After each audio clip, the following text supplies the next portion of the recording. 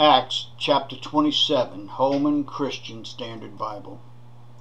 When it was decided that we were to sail to Italy, they handed Paul and some other prisoners to a centurion named Julius of the imperial regiment. So when we had boarded a ship of Adramyttium, we put to sea, intending to sail to ports along the coast of Asia. Aristarchus, a Macedonian of Thessalonica, was with us. The next day we put in at Sidon, and Julius treated Paul kindly and allowed him to go to his friends and receive care. When we had put out to sea from there, we sailed along the northern coast of Cyprus, because the winds were against us. After sailing through the open sea off of Sicilia and Pamphylia, we reached Myra and Lycia. There the centurion found an Alexandrian ship sailing for Italy and put us on board. Sailing slowly for many days, we came with difficulty as far as Cnidus. Since the wind did not allow us to approach it, we sailed along the south side of Crete, off Salami. With yet more difficulty, we sailed along the coast and came to a place called Fair Havens, near the city of Lycia. By now much time had passed, and the voyage was already dangerous. Since the fast was already over, Paul gave his advice and told them, "Men, I can see that this voyage is headed toward damage and heavy loss, not only of the cargo and the ship, but also of our lives." But the centurion paid attention to the captain and owner of the ship rather than to what Paul said.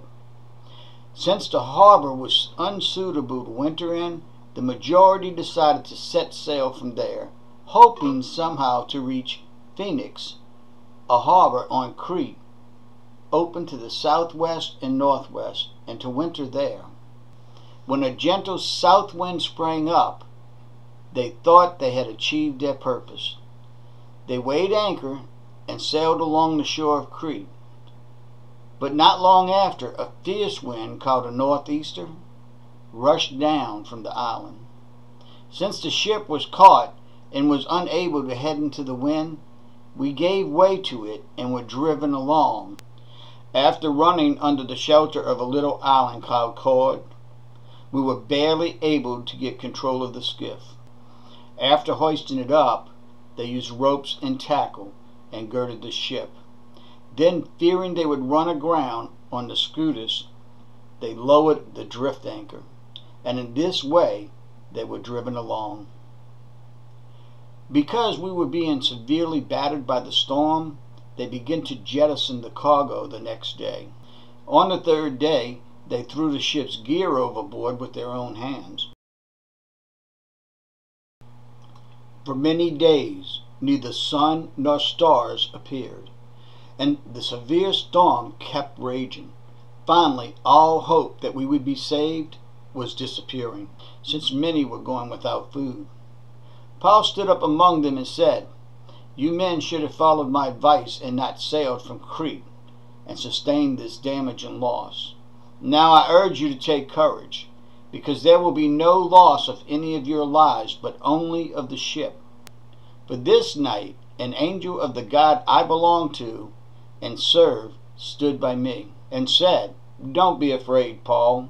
You must stand before Caesar.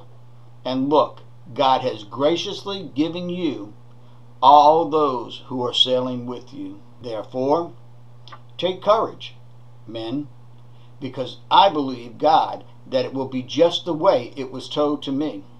However, we must run aground on a certain island.'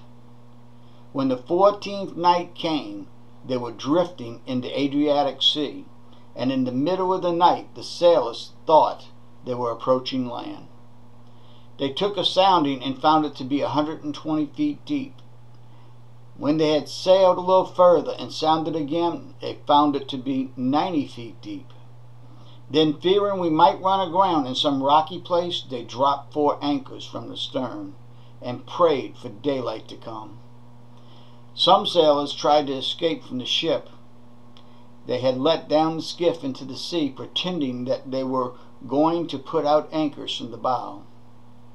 Paul said to the centurion and soldiers, "Unless these men stay in the ship, you cannot be saved." Then the soldiers cut the ropes holding the skiff and let it drop away. When it was about daylight, Paul urged them all to take food, saying, "Today is the 14th day that you have been waiting and gone without food, having eaten nothing. Therefore I urge you to take some food, for this has to do with your survival, since none of you will lose a hair from your head." After he said these things, he had taken some bread and gave thanks to God in the presence of all of them. And when he broke it, he began to eat. They all became encouraged and took food themselves. In all, there were 276 of us on the ship. When they had eaten enough, they began to lighten the ship by throwing the grain overboard into the sea. When daylight came, they did not recognize the land, but sighted a bay with a beach. They planned to run the ship ashore if they could.